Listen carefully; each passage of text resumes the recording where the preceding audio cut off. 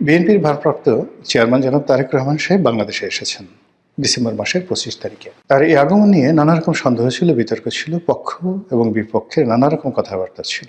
যারা বলেছিলেন যে তারেক রহমান সাহেব আসবেন না বা আসতে পারেন, শেষ দিন পর্যন্ত যারা অটল ছিলেন 25 তারিখ সকালবেলা পর্যন্ত, এবং অনেক আশঙ্কা করেছিলেন যে তিনি হয়তো আসতে যদি পারেনও এয়ারপোর্ট থেকে বের হতে পারবেন না। এই যে যারা হতাশাবাদীর যে গ্রুপটি ছিল তাদের মুখে রীতিমতো চুনকালি দিয়ে তিনি এয়ারপোর্ট থেকে বের হয়েছেন এবং দেশের মাটিতে পা রেখে খালি পায়ে তিনি মাতৃভূমির মাটিকে সম্মান জানিয়েছেন, আবেগপ্রবণ হওয়ার চেষ্টা করেছেন এবং সেখান থেকে তিনি নেতাকর্মীদের মাঝে চলে এসেছেন 300 ফিটের সংবর্ধনা স্থলে। এবং দিনটি কোনো রকম নেতিবাচক কোনো বিষয় ছাড়া চমৎকারভাবে শেষ হয়েছে।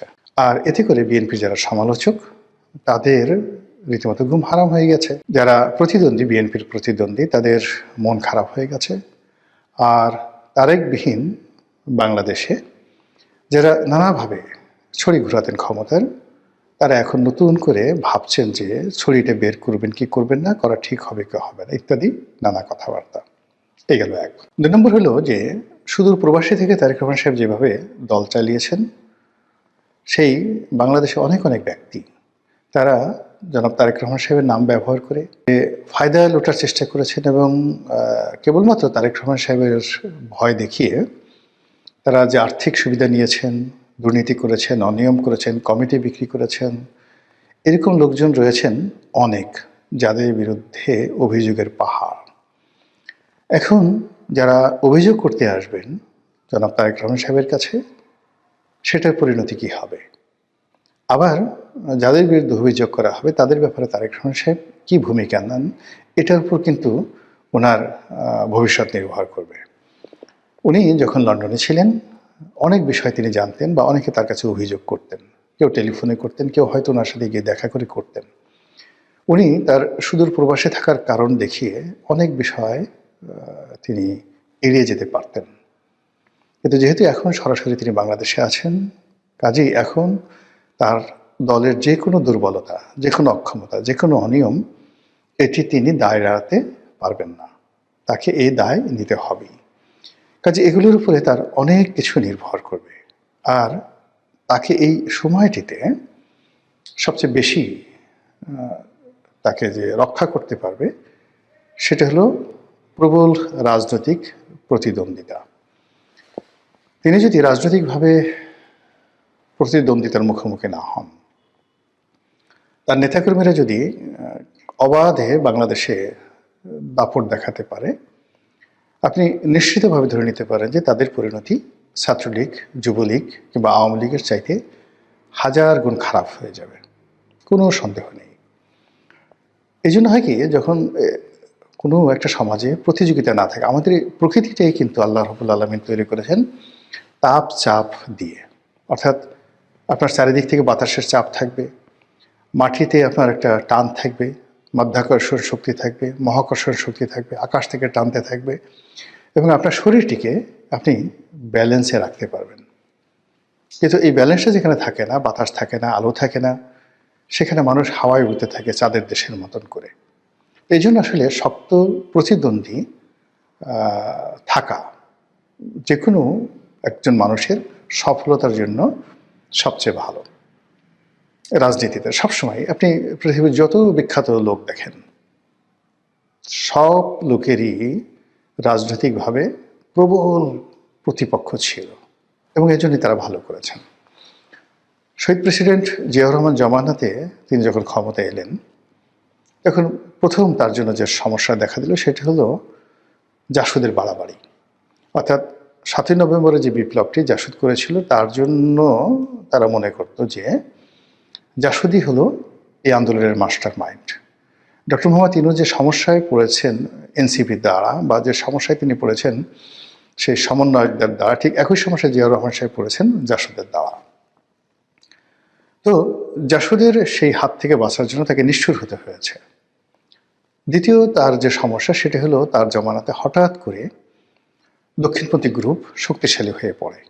জামাত শক্তিশালী হয়, মুসলিম লীগ শক্তিশালী হয়, এবং জামাত এবং মুসলিম লীগের মদত পুষ্ট পাকিস্তান ফেরত সামরিক এবং বেসামরিক কর্মকর্তারা জিয়াউর রহমানের জন্য রীতিমতো আজরাইলের ভূমিকায় অবতীর্ণ হয়।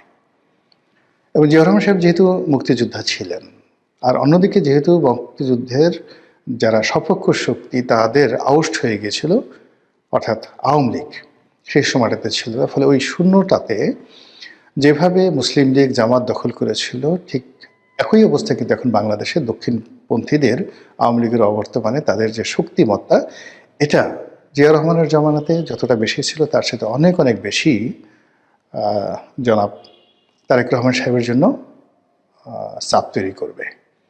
জিয়া রহমান সাহেবের জামানাতে যারা ছিলেন মুসলিম লীগের, জামাতে ইসলামী, তারা অনেক প্রাজ্ঞ ছিলেন, অভিজ্ঞ ছিলেন, এবং এখনকার মতো ইন্টারনেট ছিল না। এবং তখন টিনের ছেলে কাওয়া বা 1 2 3 এই ধরনের স্লোগান হবে, এটা কল্পনাই করা যেত না। কোনো একজন সম্মানিত লোককে নিয়ে এ ধরনের কথাবার্তা বলবে, এটি কেউ মানে আউট অফ দেয়ার ইমাজিনেশন। কিন্তু এখন কি হলো, এখন এমন একটা বেয়াদব জেনারেশন আমাদের সামনে চলে এসেছে, এরা সব কিছু করতে পারে, যে কোনো মানুষকে নিয়ে যে কোনো কথা বলতে পারে, যে কোনো অপরাধ করতে পারে, এবং তাদের কোনো রকম অনুশোচনা বোধ নেই, লাজ নেই, লজ্জা নেই, অপমান বোধ নেই, কিচ্ছু নেই। একটা নতুন জেনারেশনের মধ্যে চলে আসছে। ফলে তারেক রহমান সাহেবকে এই জেনারেশন মোকাবেলা করে, এবং এই জেনারেশনের যারা দক্ষিণপন্থী গ্রুপ আছেন তারা আরও ডেঞ্জারাস। এই জিনিসগুলো যদি তাকে মোকাবেলা করতে হয় আগামী দিনগুলোতে, তাহলে তার দলের অস্তিত্ব থাকবে না। জিয়া রহমান সাহেব যখন দেখলেন যে তিনি জামাতের সঙ্গে পেরে উঠছেন না, তখন জামাতের রাজনীতিটাকে তিনি কৌশলে ডিফিকাল্ট করে দিলেন, যাকে বলা হয় জটিল করে দিলেন। এবং এই জন্য জামাতের একটা বিরাট, যারা জামাতের মধ্যে একসময় মুসলিম লীগ করতেন বা রাজাকার ছিলেন, আলবদর ছিলেন, তাদের মধ্যে অনেককে তিনি মাঠে নামিয়ে দিলেন। অনেক ইন্টেলেকচুয়াল রয়েছেন, ইসলামপন্থী স্মার্ট লোক ছিলেন। বিশেষ করে ওই জমানাতে ইনকিলাবের যিনি প্রতিষ্ঠাতা ছিলেন মাওলানা মান্নান, অসাধারণ মেধাবী। বাংলাদেশে মানে এইরকম ইসলামপন্থীদের মধ্যে এইরকম মেধাবী, এরকম স্মার্ট লোক আপনারা যারা মাওলানা মান্নানকে দেখেননি তারা কল্পনাই করতে পারবেন না। এ যুগের মামুনুল হক, এ যুগের ডক্টর শফিক, বা এ যুগে যে সকল জুনায়েদ হাবিবি যারা আছেন, মানে যদি আপনি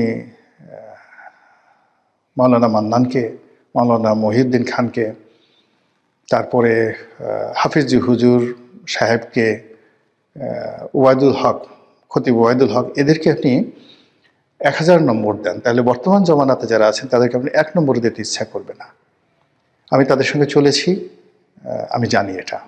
তাদের জ্ঞানের গভীরতা, তাদের চরিত্র, তাদের ব্যক্তিত্ব, তাদের ধন সম্পদ, তাদের ইন্টারন্যাশনাল কানেক্টিভিটি, এটা কল্পনাই করা যায় না এই যুগে যারা দক্ষিণপন্থী রয়েছে। তো সেই জমানাতে তিনি জনাব তারেক রহমান সাহেব মাওলানা মান্নানকে নামিয়ে দিলেন জামাতের বিরুদ্ধে, এবং অত্যন্ত ক্যানিং, যেটাকে বলে ইংরেজিতে ক্যানিং, চালাকি করে, বুদ্ধি খাটিয়ে মাওলানা মান্নান যেভাবে জামাতকে কোণঠাসা করেছিল, এবং সেটা যদি না করতেন জিয়াউর রহমান সাহেব সঙ্গে, মানে জিয়াউর রহমান সাহেবের পক্ষে তখন জামাতকে মোকাবেলা করা সম্ভব ছিল না।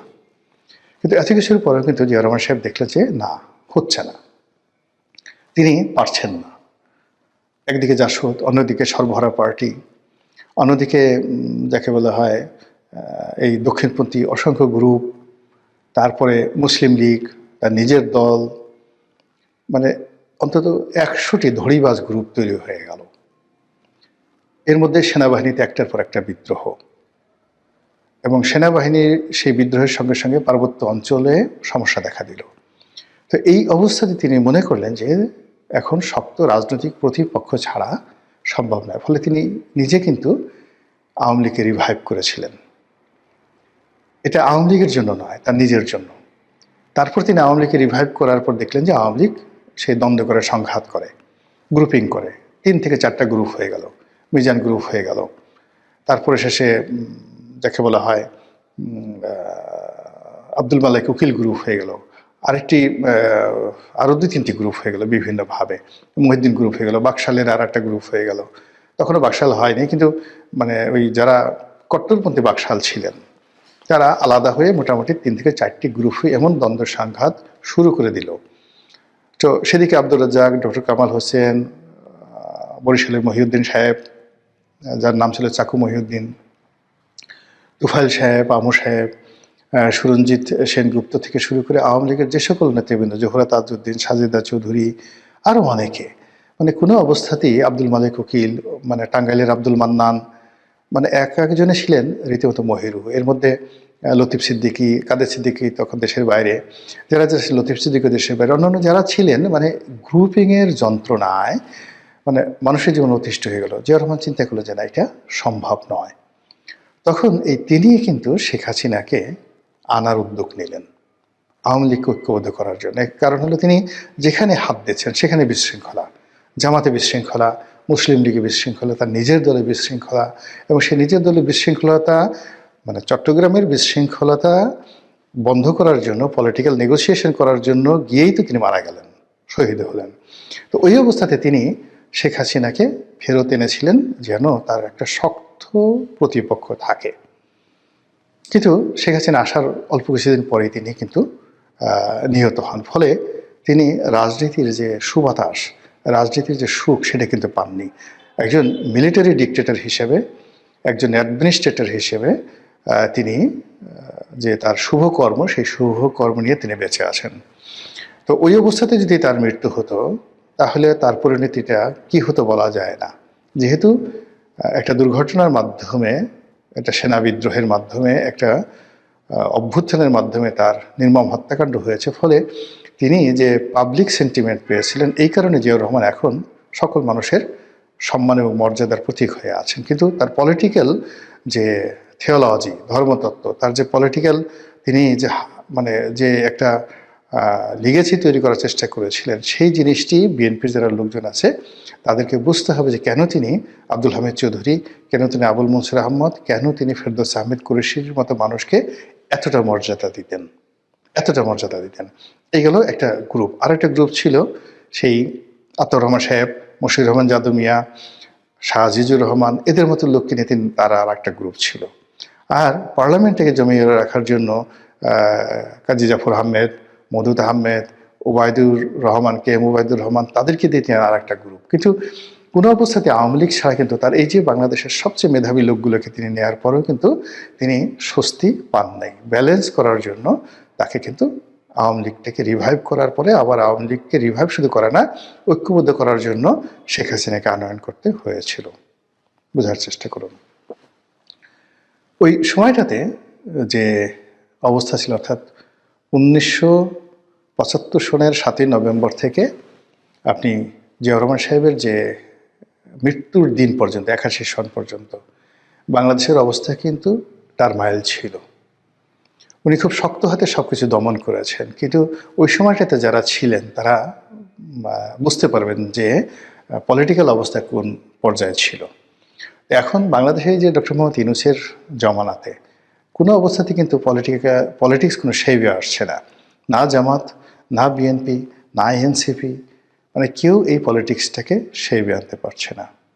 আবার বিএনপি যেভাবে সালাউদ্দিন সাহেবকে নিয়ে, মির্জা ফখরুল সাহেবকে নিয়ে, মির্জা আব্বাসকে নিয়ে যেভাবে তারা অর্গানাইজ করার চেষ্টা করেছে, উইদাউট তারেক রহমান সাহেব ছাড়া এটা হচ্ছিল না। ফলে এই বিরাট পলিটিক্যাল যে শূন্যতা, সেই শূন্যতা দূর করার জন্যই কিন্তু জনাব তারেক রহমান সাহেবকে বাংলাদেশে আনা হয়েছে বা তিনি এসেছেন। এখন তারেক রহমান সাহেব তিনি কতটা পারবেন কি পারবেন না, তার কতটা কর্তৃত্ব আছে বা নেই, এ সকল বিষয় নয়। যেদিন তিনি পাড়া দিয়েছে সেদিন থেকে লোকজন ধরে নিয়েছে তিনি ভবিষ্যৎ প্রধানমন্ত্রী, তিনি সব পারেন। আর এই যে তিনি সব পারেন, এই মোহটা থাকবে 6 থেকে 7 দিন। এই 6 থেকে 7 দিনের মধ্যে তাকে রাষ্ট্রনায়কের মতো কতগুলো সিদ্ধান্ত নিতে হবে। হয়তো অনেক সিদ্ধান্ত অপ্রিয়, কিন্তু সেই সিদ্ধান্তগুলোর মধ্যে আয়রনই থাকতে হবে। লৌহ মানবের মতো বা লৌহ মানবীর মতো তার সিদ্ধান্তগুলো রীতিমতো স্বাভাবিক যে প্রথা, তছনছ, গত 14 মাসে যে প্রথাগুলো তৈরি হয়েছে, সেই প্রথাকে ভেঙে তছনছ করে দেবে। আপনি ফকল্যান্ড যুদ্ধের কথা যদি চিন্তা করেন, মার্গারেট থ্যাচারের সিদ্ধান্ত, 1971 সালে মুক্তিযুদ্ধ, 75-এর যে এমার্জেন্সি ডিক্লারেশনের মাধ্যমে ইন্দিরা গান্ধী যে সিদ্ধান্ত নিয়েছিলেন, এটাকে বলা হয় লৌহ মানবী। আমেরিকাতে ঠিক কিউবাতে যখন মিসাইল নিয়ে মোতায়েন নিয়ে গণ্ডগোল হলো, ঠিক সেই সময়তে জন এফ কেনেডি, আর যখন ইরান কন্ট্রা কেলেঙ্কারি হলো, ঠিক সেই সময়তে রোনাল্ড রিগান যে সিদ্ধান্তগুলো নিয়েছিলেন, এগুলোকে বলা হয় রাষ্ট্র নায়কোচিত সিদ্ধান্ত। কারো দিকে তিনি তাকাননি, জাস্ট তিনি একা সিদ্ধান্ত নিয়েছেন এবং সেটা বাস্তবায়ন করেছেন। তো সেই ক্ষেত্রে এখন জনাব তারেক রহমান সাহেব কীভাবে এসছেন, পত্রপত্রিকায় নানা রকম কথাবার্তা বলা হচ্ছে, সামাজিক মাধ্যমে আরও বেশি বলা হচ্ছে। তিনি কি রাশিয়ার গ্রিন সিগন্যাল পেয়ে, ভারতের গ্রিন সিগন্যাল পেয়ে, ভারতের বন্ধুত্বের আশ্বাস পেয়ে, নাকি পশ্চিমাদের আশ্বাস পেয়ে, নাকি আমেরিকার আশ্বাস পেয়ে, নাকি রেনুর সাহেবের আশ্বাস পেয়ে এসছেন, ডাজ নট ম্যাটার। তাকে যে কাজটি করতে হবে সেটা হলো তার দলের যে বিশাল এই মুহূর্তে যে জনগণ আছেন তাদের মধ্যে একটা রাজনৈতিক সাম্যতা, ভারসাম্য আনার জন্য তার উপযুক্ত প্রতিদ্বন্দ্বী লাগবে। এবং সেই প্রতিদ্বন্দ্বী যদি তিনি দাঁড়া করান জামাতকে, জামাতও শেষ, তিনিও শেষ। আবার তিনি যদি অতীতের মতো একটা জাতীয় সরকার করে জামাত সামাত সবাইকে নিয়ে যদি একটি ঐক্যবদ্ধ নির্বাচন, একটি জাতীয় সরকার করতে চান, তাহলে তার এই যে চেষ্টা, এটি হবে 2014-র মতো, 2018-র মতো, 2024-এর মতো আওয়ামী লীগের কার্বন কপি।